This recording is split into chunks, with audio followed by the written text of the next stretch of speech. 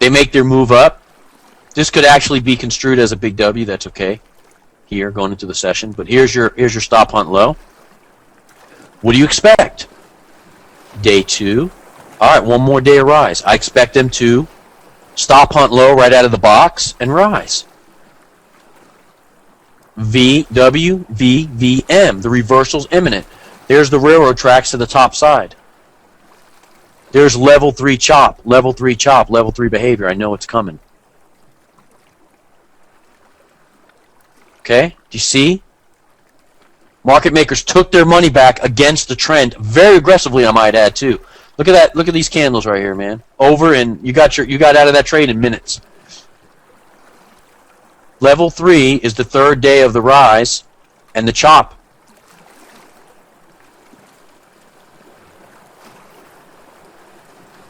Okay. The market maker downtrend can be labeled as such, MAAW, only because I can't make an inverted V on typing. I don't know how to do it. If someone knows how to do it, email me. The counter trend is ill-advised at A1, the first A of the cycle. Why? The straightaway trade appears most often out of this part of the cycle. I don't want you to get jammed. When you start knowing how to pick off the straightaways versus the counters, that's okay. You're going to get more proficient. But for the new guys, it's too easy, man, to start chasing crap and making up reversals and things that aren't there, okay?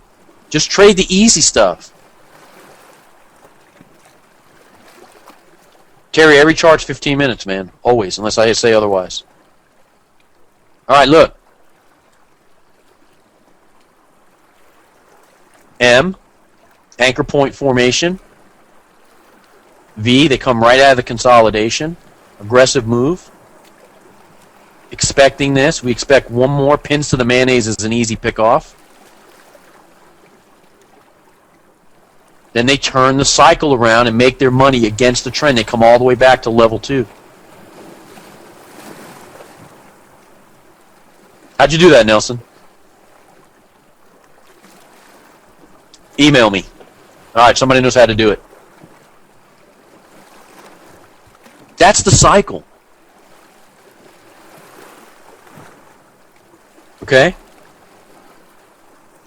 MAAW, WVVM. That's it. Just remember that. A 3-day cycle. 1, 2, 3. I'm out of cash. I got to reverse. It is beautiful to behold. I joke around like I have these pictures put in a nice frame with a matting around that's on my wall. Got a little light. That's my Mona Lisa, man.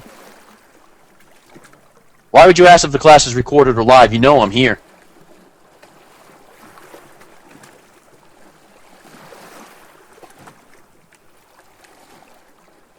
Seems like I went down. Did I go down?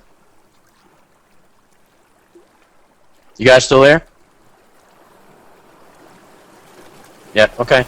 I don't know what happened. Almost like someone took control of my screen. Probably got a market maker in here. Okay. Very weird. All right, here we go. I said this. Will all time frames line up? No. Don't get caught by the market maker.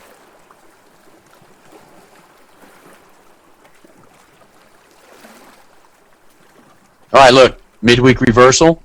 This is a 4-hour chart. Same thing applies. Same thing. One more swipe at the stops, end the week. Trap the traders long to go into Friday, come back, complete the cycle, back to the mayonnaise. Okay? The same thing over and over and over again. I promise you, when you start identifying this stuff and go back in the chart, you're going to laugh at yourself. It's been there the whole time. Okay? Think how many times you fell for that. Okay, let's talk about candlesticks. Candlesticks at the right context or right time of the market are invaluable for identifying what's happened. Understand that the candlestick is the footprint of the market maker behavior. It's your job to identify the market condition. Candles in the wrong market condition, to me and to this group, are meaningless. Certain candlesticks can be expected at the high and low of the day, and they are as follows.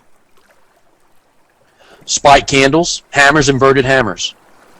Spinning tops, doji types, railroad tracks, high test, low test candles. And I'm not talking about gasoline and the cheap gasoline. Okay, I'm going to illustrate every one for you. I haven't left you hanging yet, have I?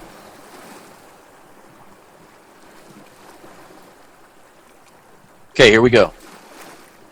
The vector candles. This is a term that engineers like to use. Zaim coined it and donated it to the group. Some people like it, some people hate it. But nevertheless, it just means a candle of magnitude, length, and direction out of nowhere.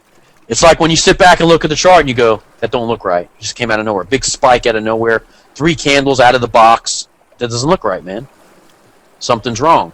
We know the chart should be a slow, steady rise or a slow, steady fall. But if we get 3 burst candles or a burst in price, something's wrong.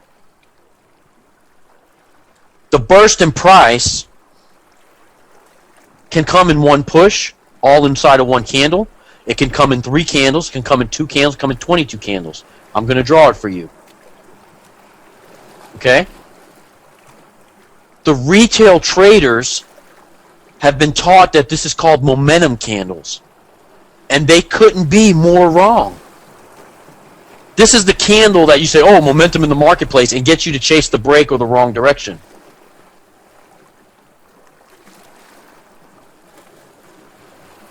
It's simply an anomaly on the chart that would look like a breakout. It's like, oh man, that's breaking out of nowhere. It's moving. That's a vector candle. And it appears for no reason other than to get things moving tonight. Market maker comes on duty, and he's like, all right, how are we going to start this off tonight? Let's hit the stops low and rise. Vector 3 times to the low. Bam, gotcha. The vector candles usually form the low or high of the day on the first leg of the reversal. Now, if it's a V bottom, obviously it's going to be just the first part of the V. But on a W, it's going to be the first leg of the W to form that. It's going to be the first leg of the M. Here's what vector looks like. Okay, what you do is, I told you, always measure the initial low of the day, because that's what these guys are counting. This is your break. This is your first candle to pierce the low.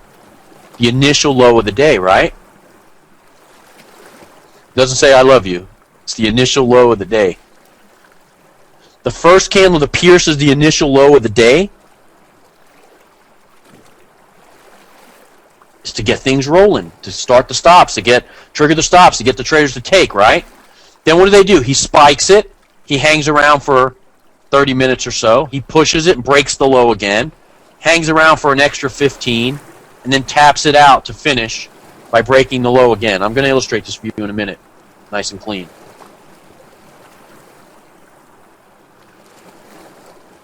I'm going to talk about the blue box. Yes, just absorb the concepts right now, my friend. All right?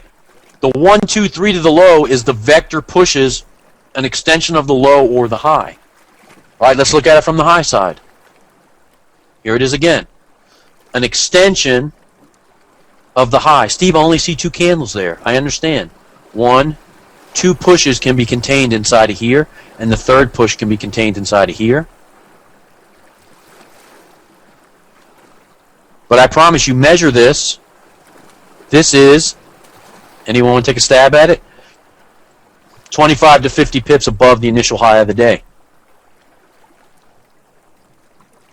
Depending on the pair that it came from. Okay? Now, that would be an M top. Absolutely correct. Look, spike to the high, pull back, hit it again, just take it out barely, close below, and then shift it away to trap everyone up in here long. And then game over. Sorry about your luck. Okay? M top. Notice how you have a big outside bar that eats the whole structure up, and these bars trade inside and then shift away. Very important to note. V1 on the chart is not the same as Vector 1. Absolutely not. Vector is only to understand the speed and the movement of the stop hunt candles. Vector, let me see if I can clear this up. Vector identifies stop hunt candles. V1 is a stop hunt low rise. V2 is stop hunt low rise. Right? A1 is stop hunt high drop. A2 is stop hunt high drop. All right? See if I got that right.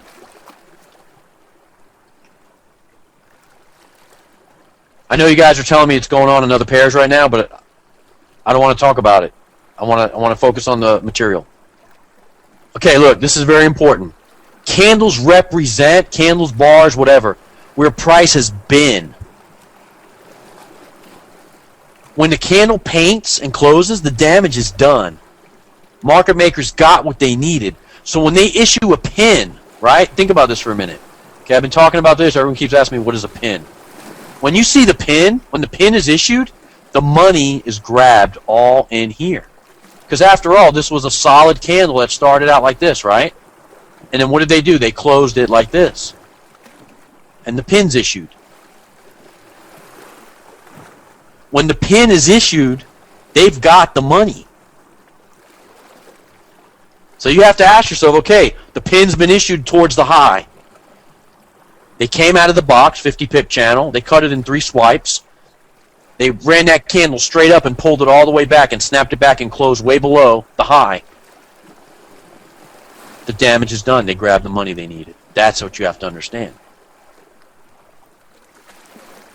Okay, now let's go over the high-low board and understand how they extend the high or low. I made an example of how they extend the high. Okay? Here's what happens, okay? We know that they will extend the high in 25 to 50 pip increments. The activity takes 30 to 90 minutes when the high is reached. Okay? So here's what happens. The initial high is 6160. Sometime between 1 and 4 a.m. New York time, Eastern.